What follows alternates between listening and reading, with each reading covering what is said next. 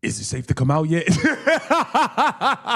Hey, man, I'm trying to look. The haters is out celebrating right now. I'm trying to make sure it's safe to come outside. Yeah, hey, don't get mad at me. I got to look both ways before I cross the street. These Olivia Miles fans that came in loads out of nowhere. Stephanie White and the Indiana Fever, you are a disgrace. That is not just a loss reaction. That is a fan base looking around like something just broke, because Indiana did not simply lose a game. They let the best team in the league expose every habit that has been hiding under that 5-game win streak. Terrible. You mean to tell me it took Olivia Miles scoring 23 points in the first half for y'all to finally blitz and get the ball out of her hands? Aaliyah Boston, garbage. You can't make layups, not worth $6 million. I'm sick of it. The Indiana Fever lose 108-100 to the best team in the league, the Minnesota Lynx. We have got to break it down, man. Welcome to Keep the Vision. Make sure you like, comment, subscribe, share the channel, hit the bell. And right there is where the whole night starts to turn ugly. Minnesota wins 108-100. Caitlin Clark finishes with 19 points and 10 assists. Kelsey Mitchell erupts for 37, and somehow the Fever still walk away feeling like they left a winnable game sitting on the floor. Because the box score tells one story, but the film tells another. The film says Indiana waited too long. The film says the Fever saw Olivia Miles cooking in real time and still acted like the fire would put itself out. The film says Minnesota had a plan, Indiana had reactions, and by the time Stephanie White's staff finally started changing coverages, the damage had already been done. But the part that should really bother Fever fans does not even come at the start. It comes later, when Indiana is right there, down 2, with a chance to tie the game or flip the entire night, and one panicked possession tells you exactly why this team still does not look ready for a playoff heavyweight. I am pissed. I'm pissed off. This is embarrassing. This was embarrassing. Y'all let Olivia Miles make y'all look like y'all didn't even know each other on the court.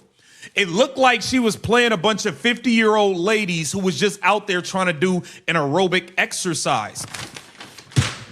Aaliyah Boston, why can you not make a layup? Why are you traveling with the game on the... This is the emotional version of what a lot of people saw. Olivia Miles made Indiana look slow. Not just physically slow, but mentally slow. Every screen felt late. Every rotation felt delayed. Every answer came after Minnesota had already cashed the question. And that matters because this was not a random bad night against a random team. This was the Minnesota Lynx, the team that looks like the standard. They are deep, they are organized, and they punish confusion immediately. Against teams like that, you do not get 5 possessions to figure it out. You do not get a whole half to decide whether the ball needs to leave the hot hand. You either adjust while the game is still happening, or the game starts making decisions for you. That is why the frustration is not just about Olivia Miles having a big game. Great players have big games. The issue is how easy the first half looked. When someone is getting downhill over and over, when the same ball screen is producing the same result, when your bigs are stuck between stepping up and retreating, that is not just one player losing a matchup, that is a coverage problem. That is a preparation problem. That is a communication problem. And Minnesota attacked it like they knew it would be there. The Indiana Fever backcourt would have to outplay the Minnesota Lynx backcourt. That didn't happen. Caitlin Clark, 19 points, 10 assists, double-double, not enough. Kelsey Mitchell lit it up, 37. But between Olivia Miles and Courtney Williams, I mean, they both had 20. Olivia Miles had 28. Courtney Williams had 27. I mean, it's... This was the matchup inside the matchup. Before the game, the question was simple.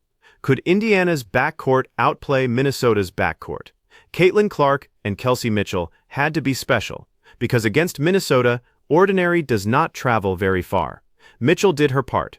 37 points in a game like this is not a small thing. That is shot-making under pressure. That is keeping the Fever attached when Minnesota could have turned the game into a blowout. And that is exactly why Indiana was still alive late. Caitlin gave them 19 and 10, which on paper is productive. She controlled stretches, found windows, and got into the mid-range when the three was not falling. But Minnesota did not let her live comfortably. They did what teams always do to Caitlin. They made her see bodies. They sent pressure. They forced decisions. They treated every possession like the ball in her hands could become a disaster for them if they relaxed for 1 second. Now compare that to the way Olivia Miles was allowed to open the game. That is where the outrage comes from. It is not about denying her talent. She was brilliant. It is about the contrast. Caitlin Clark gets blitzed like a franchise emergency. Olivia Miles spent the first half looking like she had the keys to every lane on the court. And when you give a confident guard that much runway, you are not just giving up points. You are giving up rhythm. You are giving up belief. You are letting the whole Minnesota offense breathe. There's a lot going on, but the main thing is they have the best coach in the league, and we have an idiot as a coach. The fact that whose bright idea was it to put Raven Johnson in the game? And I'm not here to bash Raven Johnson. Raven Johnson hasn't gotten in the last 6-7 games, and you throw her in the game versus Olivia Miles after Olivia Miles is already on fire. That's not fair. You don't do that. That is not setting a player up, especially a rookie, up for success. This is where the Raven Johnson decision becomes bigger than Raven Johnson. Because the criticism is not that a rookie should never play. The criticism is timing. You cannot bury a player for 6 or 7 games, then suddenly drop her into the middle of a storm and expect her to put out Olivia Miles after Olivia is already on fire. That is not development. That is panic disguised as strategy. A rookie needs rhythm. She needs defined minutes. She needs a role that does not feel like a punishment assignment. If Raven is part of your defensive answer, then build that answer before the game becomes a crisis. Let her feel the floor. Let her get a first shift against normal tempo. Do not wait until the opponent's guard has already carved your defense open. Then ask the rookie to solve the problem that the veterans and the scheme failed to solve first. And that is why fans keep circling back to Stephanie White. Not because every mistake is on the coach, and not because players have no responsibility. They do. But coaching is about putting players in positions where their strengths have a chance to show. On this night, too many Fever players looked like they were being asked to respond to emergencies instead of execute a plan. That is the difference between Minnesota and Indiana right now. Minnesota looked prepared to attack specific weaknesses. Indiana looked like it was trying to discover its answers in public. Lexi Hall buried on the bench. Lexi Hall checked out with 8 minutes left in the first quarter. She didn't get in for the rest of the damn half. Lexi Hall is in the Stephanie White doghouse. She only played 14 minutes. 14 minutes. Lexi Hall, they don't want her. Stephanie White is done with Lexi Hall. It's a wrap. And then there is Lexi Hull, 14 minutes, buried after checking out early. That detail sounds small, but it says a lot, because Indiana needed defensive energy, needed ball pressure, needed somebody willing to fight through actions and make Minnesota at least work for clean looks. If Lexi is in the doghouse, then say that with the rotation. And the rotation did. She was not trusted. She was not leaned on. She was not part of the answer while Minnesota's guards were turning the game into a track meet. Now, to be fair, no single player was going to magically erase Olivia Miles and Courtney Williams. Minnesota's offense was balanced enough that overhelping could create another problem somewhere else. Nafisa Collier, Kayla McBride, Courtney Williams, Olivia Miles, that is not a lineup where you can just sell out on one person and hope the others forget how to play. But that is exactly why the details matter. Against a loaded team, your margin is not big. A late closeout matters. A missed box-out matters. A guard dying on a screen matters. A coach waiting 3 possessions too long matters. 1 or 2 of those mistakes might be survivable. Stack them together for a half, and suddenly your comeback has to be perfect. Indiana's comeback was not perfect. It was brave. It was real. But it was not clean enough to beat Minnesota. But this game ultimately came down to bad coaching and horrible defense. The Indiana Fever had no plan, no idea what the hell they were going to do with the ball screen action in the first half. They were icing the ball screen with the guard sending her to the big could not contain. The bigs played horrible pick and roll ball screen action defense in the first half. Olivia Miles getting layups left and right, just layup after layup after layup. Why does the girl have to score 23 points before you say, hey, I got to get the ball out of her hands and double her? Now, I know this is This is the tactical heart of the whole game. Ball screen defense. That is where Minnesota found the wound and kept pressing it. When Olivia Miles came off those screens in the first half, Indiana's bigs were caught in no man's land. Step too high, and the roll becomes available. Sit too low, and Miles walks into space. Hesitate, and she is already at the rim. That is how a guard gets comfortable. Not because every shot is spectacular, but because the defense keeps giving her the first advantage. And once a guard has that first advantage, everything behind the play becomes stress. The low defender has to tag. The corner defender has to decide whether to help or stay home. The big has to recover. The weak side has to rotate. One small breakdown becomes 3 emergency choices. That is why it looked so easy. Minnesota was not just watching Olivia Miles play one-on-one. They were using her pressure to bend Indiana's entire shell, and Indiana did not bring the second defender early enough. They did not force the ball out early enough. They did not make somebody else start the possession. By the time they finally started blitzing, the numbers changed, the rhythm changed, the game changed. But the frustrating question is obvious. Why did it take 23 first-half points to decide that maybe the ball should not stay in her hands? That is the kind of delay that loses games against elite teams. Had more success. You had a chance to win this game in the second half when you got the ball out of her hands. They don't allow Caitlin Clark to play one-on-one all game. Why are we allowing Olivia? And this is what blows my mind. All of the other players in this league get to just play one-on-one all game. Olivia Miles did whatever she wanted in the first half. The second half, they blitzed her. She had 5 points. They blitzed her out of every ball screen action, and she only had 5 points in the second half. It's a lot harder when you're getting blitzed. I say the same thing about Paige Beckers. They let the girl play one-on-one all game. It blows my mind that Caitlin Clark is the only one getting. This is the Caitlin Clark standard, and it is the reason the conversation always feels different around her. Caitlin does not get to play a normal game. She gets picked up early, shaded, trapped, blitzed, bumped, denied, and studied. Opposing teams build their entire defensive identity for the night around making her uncomfortable. So when Fever fans watch another young guard get single coverage and a clean runway, it feels unfair. But there is also a deeper lesson inside that frustration. Minnesota treats Caitlin like a system, not just a player. Indiana treated Olivia Miles like a matchup until it was almost too late. That is a philosophical difference. The best teams do not wait for a player to prove she is hot. They identify what can beat them and take it away before it becomes a headline. They make the second option beat them. They test the supporting cast. They change the math before the math gets embarrassing. Indiana did eventually do that. In the second half, when they blitzed Miles out of more actions, she only scored 5 points, according to the breakdown here. That is not an accident. That is evidence. It proves the adjustment existed. It proves the staff had an answer. It also proves the answer came late, and in a 108-100 game. Late is not a small word. Late is the difference between chasing and controlling. Late is the difference between a comeback and a win. Now, I will say this. The Minnesota Lynx is the best team in the league, and they showed why. Nafisa Collier, get busy. Kayla McBride. Everybody is a threat, which is why it makes it difficult to double somebody like Olivia Miles. Olivia Miles was 11 of 14, 3 of 6 from 3, 28.6 assists.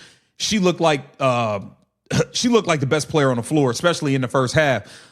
Kelsey Mitchell picked it up again in the second half. Had a big first half, big second half. Kelsey Mitchell did her thing. Courtney Williams stepped up for the Minnesota Lynx. 12 of 20, 27 points, 5 assists. Now this is where the video has to be fair.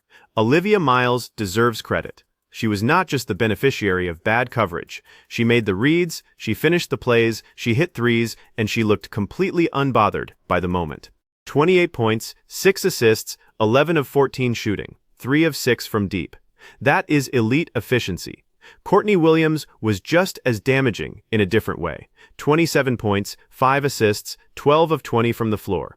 She gave Minnesota another creator, another shot maker, another reason Indiana could not just throw the whole defense at one player and survive. That is what makes Minnesota dangerous. Their pressure comes from multiple directions. You stop the first action, and there is a second. You rotate to the second, and someone else is waiting. They do not need one player to carry every possession, because the roster is built to keep asking questions until your defense gives the wrong answer. But Indiana still had enough offense to make it a game. That is the maddening part. When Caitlin and Kelsey combine for 56 points and 10 assists from Caitlin alone, you should be in position to steal it. When Mitchell is that hot, and Caitlin is still creating through pressure, the game is not lost because you lacked star power. It is lost because the possessions around the stars were not good enough. That is where the final minutes become so painful. The Indiana Fever took too long to make an adjustment. They took way too long to make an adjustment in the pick and roll. And they finally decided to get the ball out of Olivia Miles' hands. They made a run, but Aaliyah Boston let them down. And I'm going to tell you where this game was lost. The score is 98-100. Caitlin Clark pushing the ball down the floor with a chance to tie it or take the lead. She runs a ball screen action with Aaliyah Boston. Caitlin Clark gets doubled, kicks it out to Aaliyah Boston, wide open at the three-point line. She doesn't shoot it. Instead, she travels. This is the possession everyone is going to remember. Not because it was the only mistake, but because it was the mistake that gave the whole night a symbol. Indiana is down 100-98. Caitlin pushes. The Fever have a chance to tie it or take the lead. The building tension is perfect. This is exactly the kind of moment where great teams turn pressure into execution. Caitlin draws the double, makes the correct pass, and Aaliyah Boston is open at the top. That is the decision point. Shoot it, drive it immediately, swing it, anything decisive. Instead, hesitation, travel, empty possession, and that is brutal because late-game mistakes do not exist in isolation. They carry the weight of everything that happened before them. The missed layups, the defensive rebounds that slipped away, the slow adjustments. The possessions where Indiana almost solved it, then gave Minnesota one more chance. Boston is going to take heat for that play, and some of it is unavoidable. When you are a core player, when the ball finds you in winning time, you have to be ready to finish the possession. That does not mean you hit every shot, nobody does, but you cannot panic into a turnover when the defense has already been bent and your star has done her job by creating the advantage. That is what separates good teams from teams that can beat the best team in the league in a playoff series. Good teams compete. Great teams punish the double. Great teams make the simple play under stress. Great teams do not turn an advantage into a dead ball when the game is asking one question, are you ready? On this possession, Indiana's answer was no. And then the very next play, Kayla McBride drives down a wide open lane, smokes the layup. Aaliyah Boston did not get the rebound, didn't box out, and they go up 4. From that point on, I knew the game was over. Caitlin Clark proceeded to miss 2 back-to-back threes. Kelsey Mitchell missed a wide open 3. Caitlin and Kelsey missed 3 wide open shots as we were down 4. But this game was blown on that possession where we had it 98-100 with a chance to tie or take the lead, and Aaliyah Boston panics and travels when she was wide open at the top of the key. Wide open. She panicked and traveled, and then she didn't get the rebound the next play. And then the next play makes it worse. Because after the travel, Minnesota misses a layup, which should have been Indiana's escape hatch. That is the game giving you one more chance. A missed layup in crunch time is a gift. But if you do not finish the possession with a rebound, it is not a gift anymore. It becomes another punishment. That is why the box out matters. That is why rebounding matters. That is why fans were furious. You cannot give a team like Minnesota a second bite in that moment. Not after you already wasted the previous possession. Not when you are trying to beat a team that is already more organized, more balanced, and more comfortable in late-game structure. From there, Indiana had looks. Caitlin missed 2 threes. Kelsey missed an open 3. Those shots will get discussed because stars get judged by late shots. But the game did not simply die on the misses. The game cracked before the shots went up. It cracked on the travel. It cracked on the offensive rebound. It cracked when Indiana had a chance to turn momentum into control and instead handed Minnesota oxygen. That is what makes this loss feel different from an ordinary defeat. The Fever were not outclassed for 40 straight minutes. They fought back. They put themselves in striking distance. They had the ball with the chance every fan wanted. Then they blinked, and Minnesota did not. Possession. Aaliyah Boston's ass can't make layups. She was 7 of 14 from the floor, 1 of 4 from 3. The girl missed so many damn layups. It's ridiculous. It's ridiculous how many layups she's missing. For the second straight game, Michaela Timpson, I love the way you played. You competed your ass off versus Nafisa Collier. 3 or 4. You had 7 points. Love what Michaela Timpson did. She needs to teach Aaliyah Boston how to make layups. This is where Aaliyah Boston becomes the center of the anger. 7 of 14 from the floor looks fine if you only scan the numbers. But the complaint is not about the percentage in a vacuum. It is about the type of misses and the timing of the mistakes. When a post player misses layups in a game decided by 8, those misses feel heavier. When she travels in a 2-point game late, it becomes the play everyone freezes on. When she does not secure the rebound right after, the criticism doubles. That is how late-game narratives are built. But there is a line between accountability and pretending one player lost the entire game. Boston did not give up 57% shooting. Boston did not allow Minnesota to shoot 44% from 3. Boston did not wait a whole half to bring harder pressure at Olivia Miles. This was not one-person failure. Still, core players have core responsibility. If Indiana wants to be more than an exciting team, Boston has to be cleaner in the moments where Caitlin draws 2 and the game becomes 4-on-3. That is where championships are made. Not in the highlight pass, but in the receiver making the next decision without panic. Because Caitlin is going to keep seeing traps. That is not changing. The league has already told you the plan. The question is whether Indiana's second-side decision-makers can punish it. If they cannot, every elite defense will keep sending 2 at Caitlin and daring the Fever to solve the rest. That is why this game was not just a loss. It was a warning. Caitlin Clark, 8 of 18, just 2 of 9 from 3, 19 points and 10 assists. She did have a double-double, but I would have liked for her to be even a little bit more aggressive. I think she was getting whatever she wanted in the mid-range. Her mid-range is clicking. But the Minnesota Lynx weren't going to let her get whatever she wanted. Kelsey Mitchell was rolling. Caitlin kept feeding her. And, ultimately, you get 19 and 10 out of Caitlin. You get 37 out of Kelsey. That's a good enough game from your backcourt. But you couldn't stop their backcourt. And it comes down to the defensive end. The Indiana Fever gave up 57% shooting, 44% from 3. Caitlin's night is complicated. 19 and 10 is not a bad game. 8 of 18 is not a disaster. But 2 of 9 from 3 changes the feel because her deep shooting bends the entire defense when it is falling. When it is not, Minnesota can live with certain possessions longer. They can force her into tougher reads, recover to shooters, and trust that not every bomb is going to punish them. Still, the mid-range was there. She got to spots. She created enough to keep Indiana connected. And the bigger issue is that her production and Mitchell's explosion should have been enough to make the ending cleaner. If your 2 guards give you that much, the rest of the team has to protect the margins. Instead, Minnesota won the physical details. The Lynx shot 57%. They hit 44% from 3. They grabbed 11 offensive rebounds, while Indiana had only 5. That is not just shot making. That is possession control. That is Minnesota saying, we will score efficiently, and when we do miss, we might get it back anyway. You cannot beat elite teams while losing both the efficiency battle and the possession battle. You might survive one. You probably do not survive both. And that is why the coaching criticism gets louder. Because when the opponent is getting quality looks and extra chances, the conversation turns to structure. Who is supposed to be low? Who is tagging? Who is boxing out? Why are the same actions working? Why did the adjustment come after the first half explosion instead of before the game started slipping? Those are not emotional questions. Those are basketball questions. And Indiana has to answer them before the playoffs ask them again. I don't know, man. I don't know. They gave up 11 offensive rebounds, but they had how many offensive rebounds did they have themselves? They had 5 offensive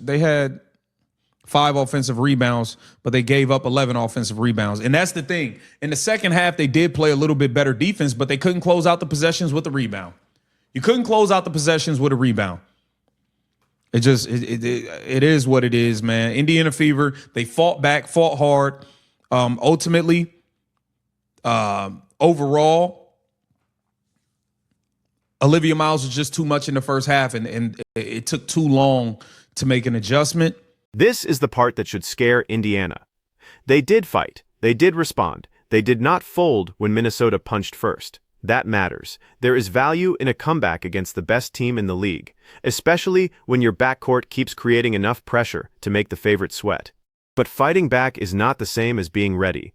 The Lynx showed Indiana the cost of slow problem-solving. Olivia Miles dominated the first half. Courtney Williams carried pressure into the second. Minnesota's balance made every adjustment risky, because if you overcorrected, another scorer was waiting. That is what a real contender does. It gives you no comfortable answer. For Indiana, the lesson is not that the season is over or that the Fever cannot compete. They clearly can. The lesson is that against the best teams, your weaknesses get magnified. A bad coverage does not stay hidden. A rotation disagreement does not stay small. A missed layup is not just a missed layup. A late-game travel is not just one turnover. It becomes the clip everyone shares because it confirms the fear fans already had. The fear is simple. Caitlin Clark can create the advantage, Kelsey Mitchell can catch fire, and Indiana can still lose because the structure around them is not stable enough. That is the real story. Game, her and Courtney Williams in that backcourt. But overall, the Minnesota Lynx are the better team. Okay, they're the best team in the league for a reason, and the Minnesota Lynx are the much better coached team overall. It's going to be very hard for any team in the league to beat this Minnesota Lynx team in a playoff series. To beat this team multiple times is going to be very, very difficult. And here is the playoff problem. Beating Minnesota once is hard.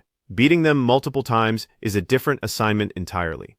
In a series, the better coached team usually gets stronger because every adjustment becomes sharper, every weakness becomes more targeted, every bad habit gets attacked until it breaks. If Indiana sees this team again when the stakes are higher, Minnesota is not going to forget what worked. They are going to remember the ball screen confusion. They are going to remember the offensive glass. They are going to remember that if they put Caitlin in rotation defensively, force Boston into quick decisions offensively, and keep Mitchell working on both ends, the Fever have to play close to perfect. And Indiana has to remember something too. The second half blitzes worked better. The game changed when Olivia Miles had to give the ball up earlier. The comeback proved there are answers. The problem is not that Indiana has no tools. The problem is whether Stephanie White and this staff can use the tools before the house is already on fire. That is why this loss cannot just be filed under, well, Minnesota is better. That is true, but it is not enough. The Fever are not trying to be a cute story anymore. They are trying to build something around a generational guard, a big-name core, and a fan base that expects progress every week. Progress means your mistakes have to evolve. You cannot keep losing games because the adjustment comes after the damage. The best team in the league just gave Indiana a free scouting report on itself. Man. Caitlin Clark and the Indiana Fever, 5-game win streak snapped. They lose to the Minnesota Lynx 108-100. Stephanie White is a pure bum, and I don't think Aaliyah Boston is far off herself. Get down in the comments. Let me know what you think. This Keep the Vision. Make sure you... So the 5-game win streak is gone. Minnesota wins 108-100. Olivia Miles and Courtney Williams win the backcourt battle on impact, even with Kelsey Mitchell dropping 37 and Caitlin Clark putting up a double-double. Stephanie White is going to get crushed for the delayed adjustment. Aaliyah Boston is going to get crushed for the late mistake, and Fever fans are going to argue about which one mattered more. But the answer is not one or the other. It was all of it. The first half coverage, the delayed blitz, the rotation choices, the missed layups, the lost rebounds, the late travel, the missed threes after the game had already started slipping away. Minnesota looked like a team that knows exactly who it is.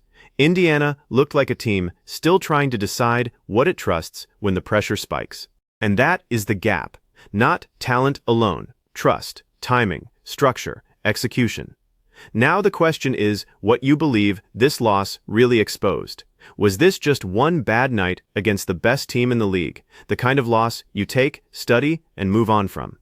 Or did Minnesota reveal a deeper Fever problem that Caitlin Clark and Kelsey Mitchell cannot keep covering forever?